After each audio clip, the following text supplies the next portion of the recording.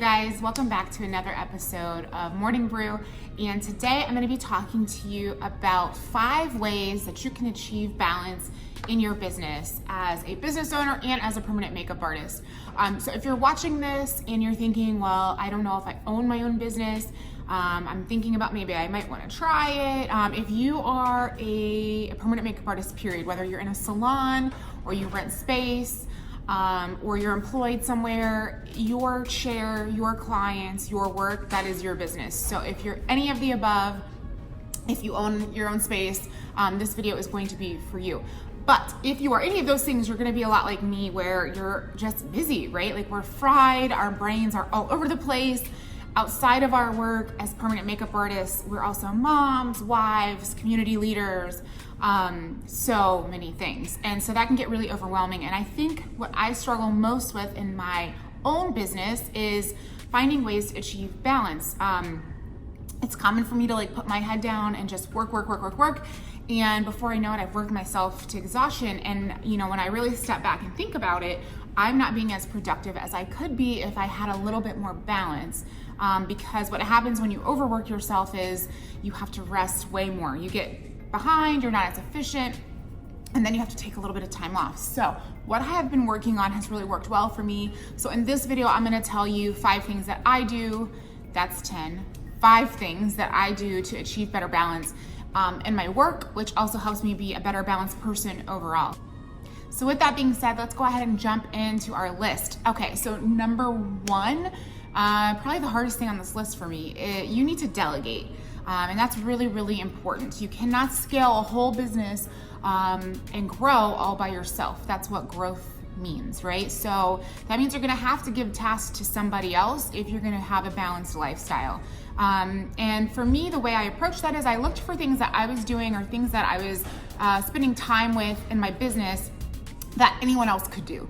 So maybe a qualified person or an automated system, but truly that I didn't have to do, so that I could spend my time doing the things that only I knew how to do, or the only role that I could play in the business. So for me, I thought about it, and that started with a booking system. So I originally was doing it all myself, and then really like my first active delegation as a business owner was to use an online booking system. I believe my first one was StyleSeat. And so that allowed people to book. It allowed people to get confirmations without my involvement. The system sent them addresses and reminders and kept records for them. So it really was my first attempt at delegating, and as scary as that was, it worked out really, really well.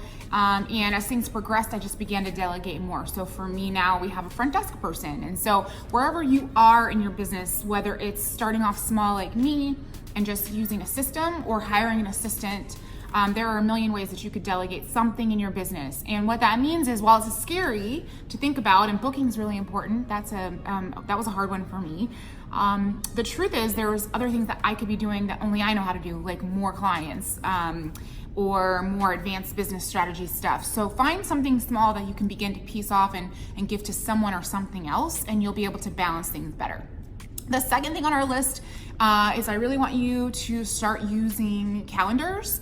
That has really changed everything for me. I use a Google Calendar to schedule everything. There are tons of calendars out there. Trello is kind of like a checklist system. I like that a lot.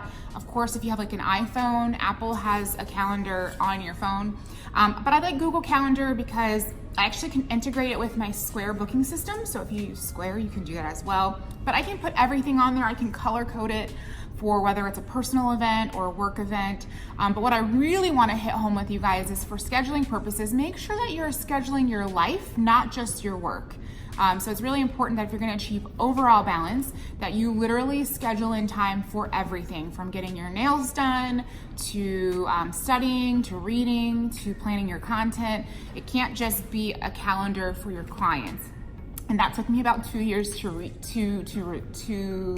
enact. So So I want you guys to really kind of start working on that as soon as possible. Hopefully you reach that point before I did. The fourth thing on the list is I want you to think about using some sort of a whiteboard. If you don't have an office, which I still have a home office that I kind of rigged myself, it wasn't until April that we had this space to be our creative think space. You can put it anywhere. So if it needs to go in your kitchen, that's where it needs to go. Doesn't matter if it blends with the rest of your decor, but a whiteboard, a chalkboard, a corkboard. I'm gonna see if I can move the camera a little bit here.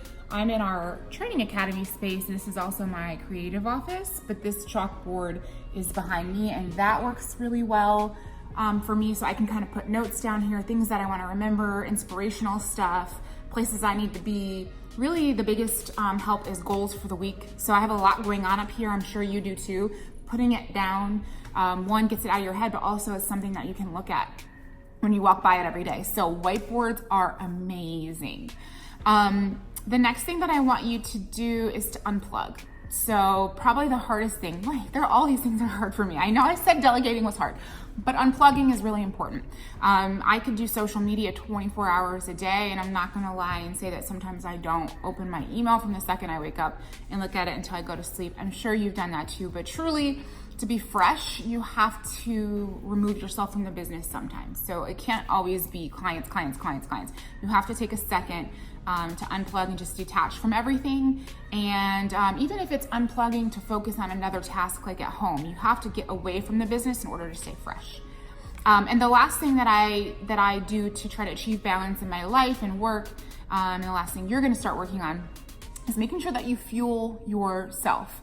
So I was listening to someone speak a few years ago, and they basically described it as kind of like fueling your tank, or like the speech that they give you on an airplane when the safety speech is taking place, where basically if you put your oxygen mask on first, you can help more people. If you try to help everybody before you put your oxygen mask on, you might not make it, and you might not be able to help anybody else. So it's really important.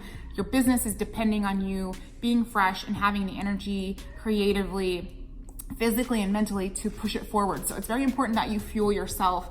I focus on a couple of areas. One is I spend a lot of time working on my eating. So I try to eat healthy. I spend a lot of time working on hydration, so drinking lots of water. They're small things, and I mean, drinking water is basically free, but it makes a huge difference in how you feel, and your business kind of mirrors how you feel on the inside, truly. So eating right, hydrating, exercising, getting some sort of activity, and you can roll some of these things together, so don't get overwhelmed. But if you're gonna unplug for 15 minutes a day, you might as well go on a walk while you do it, right? And then prayer or meditation, just some time to literally sit down and think about, you know, what you want out of the universe, and to really think about what's happening and evaluate your life.